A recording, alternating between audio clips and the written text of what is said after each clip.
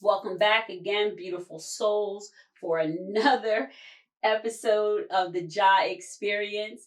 This is our first actual official launch to Out in the Open with Dr. JAH, which is our series. Will be our series on having courageous conversations and breaking the silence around emotional and sexual health topics. Josh tells me that there was tons of questions, answers. People were given answers, but we wanted you to come on a show to give the answers. But lots of questions from people, experts, viewers, listeners who have content that they would like for us to be able to discuss on the show. And so I'm going to ask you, Josh, what was the primary question that the majority of people asked about after we did the initial episode? Chose to have today is how do we openly discuss sexual differences?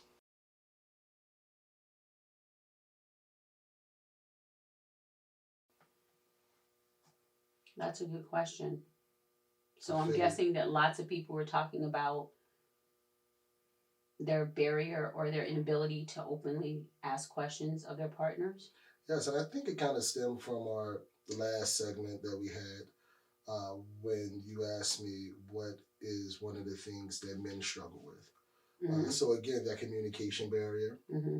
So it sounds like it sounds like everyone kind of piggybacked off of that and just went with the communication, which is perfectly fine because I'm excited for us to even have that dialogue because that's the important part. That is exactly why we are doing Out in the Open with Dr. JAH in this series, because this is what we want to foster, the open communication between couples and individuals and partners and whatever type of relationship dynamic you're in. We would like you to be able to start to break the silence and open up communication regarding sexual and mental health. And so when I have to think about why there is a lack of communication, one of the biggest things that comes up a lot of times in my therapeutic experience is that couples don't feel as if they can say something to their partner without the result of some type of conflict or feeling like they're going to be judged. Did you ever have that experience? Or maybe I'm being too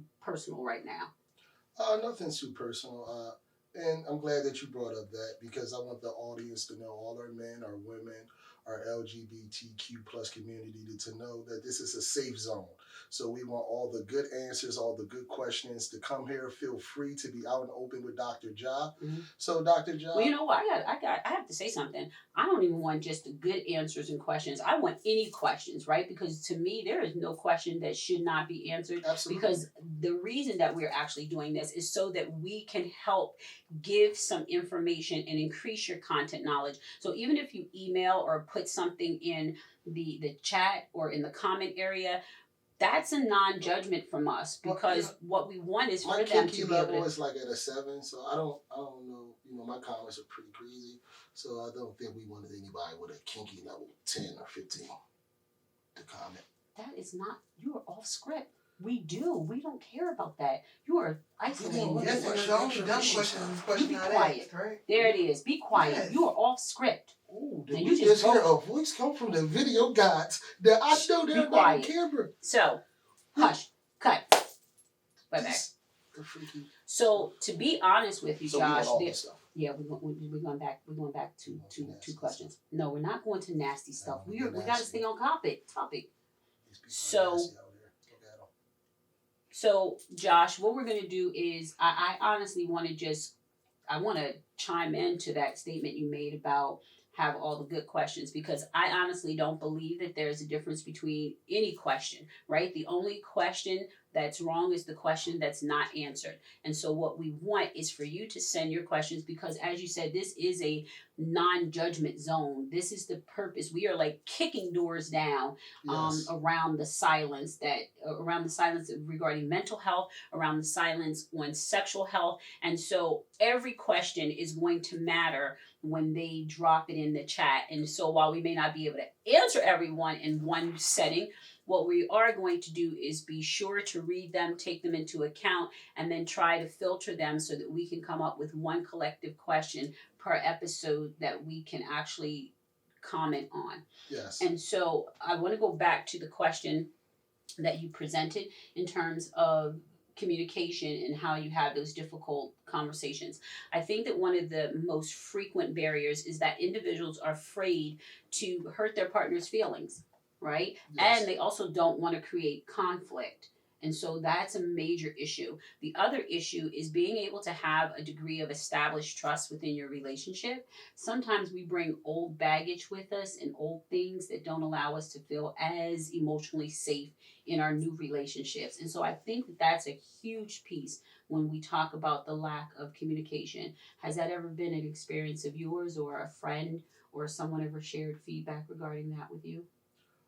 Yes, I know. For me personally, uh, I can be very quiet at times. Mm-hmm. I'm not the best communicator myself. Mm-hmm. So this is something that I'm actively working on myself, communication and being more open with communication and just being more open with my thoughts.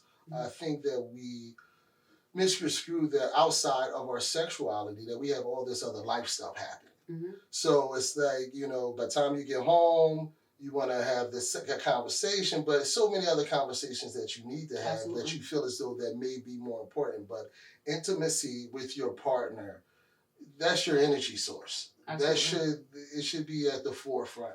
It's Absolutely. probably one of the main things that was prominent in the beginning of your relationship that kind of Mm-hmm. dwindled Mm-hmm. down, and you're asking yourself what happened. Mm-hmm. And most couples find themselves in this situation. Yeah, absolutely. And the other part to that is, and we're going to touch on that because I think that's a whole segment in itself, right? The difference between a relationship in the beginning and when you transition and you go into a different phase, as you said, where many of the things that life has happening come and kind of take over. I'm vaccinated. As many as you've said, many of the things in life kind of come and take over, and the relationship dynamics get pushed to the side a little bit. That's another one of a major issue with communication, is that so many people exist in the relationship and these things never get talked about. This often creates a conflictual or chaotic relationship sometimes. Absolutely. And it creates a major disconnect with couples.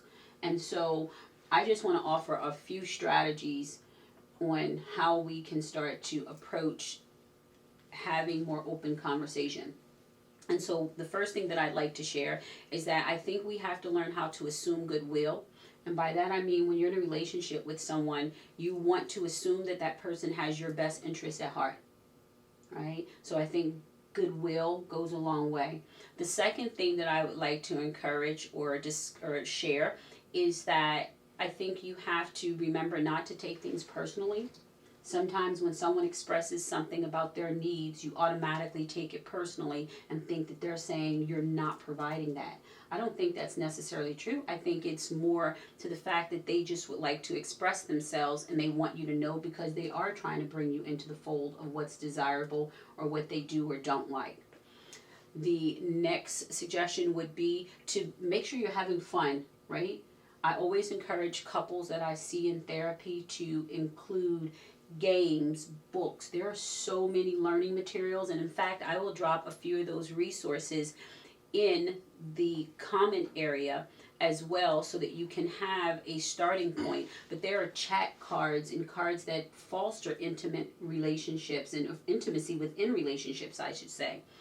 The other point that I think is very, very important for us to remember is that we have to be willing to demonstrate a level of trust and vulnerability with the person that we select in our lives. And so if you're feeling like you can't demonstrate that level of trust and vulnerability, maybe you should be asking yourself, is this really about communication or is this about something else? And so when we take all of that and we put it together, I think that's a great starting point for being able to ask yourself if you're going to be comfortable with establishing communication with your partner. What do you think about those? I have a question, Dr. John. So, what do you think that sometimes coming into those relationships with that emotional baggage that you talked about before, Mm-hmm. can that play a part in communication with your new partner? Absolutely, because let's just say, for an example, you're in a relationship with someone who, as you said, for yourself, you weren't always an effective communicator. And then when you meet someone who that's at the forefront of what they do in their relationship, of course that can create some internal distress for you, because now you have to figure out how do you learn how to communicate. It can also create internal stress for your partner, as they have to learn how to, you know, question you and get information from you that's not always being volunteered, right? And so of course this is where mental health then and emotional wellness comes into play. And so my suggestion now and always will be, because what we're talking about here is just on a very broad spectrum, right? And so this is for us to just begin opening dialogue. But what I'm always going to suggest is that you seek your own individual help, because everyone's circumstances are so unique, and so we don't want to give information or present information here that we say it'll be applicable to everyone. The information that we're giving here is solely just a starting point, but what we will do is we will always drop some resources in our comment section, because everyone is so unique. And so what we suggest is that you seek the help of medical professionals or mental health professionals as well, so that if you are having or experiencing additional barriers within your relationship in terms of communication or anything, that you can reach out to those resources to get the support that you need. As always, we are so thankful and appreciative for our viewers and listeners and being able to present. We encourage you all to continue to drop your questions into the DMs or send it to us via email or social media sites or wherever Josh is pointing and you see a means to get in touch with us. Please do so, because we are excited about being able to continue this dialogue. Do you have any closing words? Yes, please remember to like, follow, and subscribe. You always do that so well. Thank you.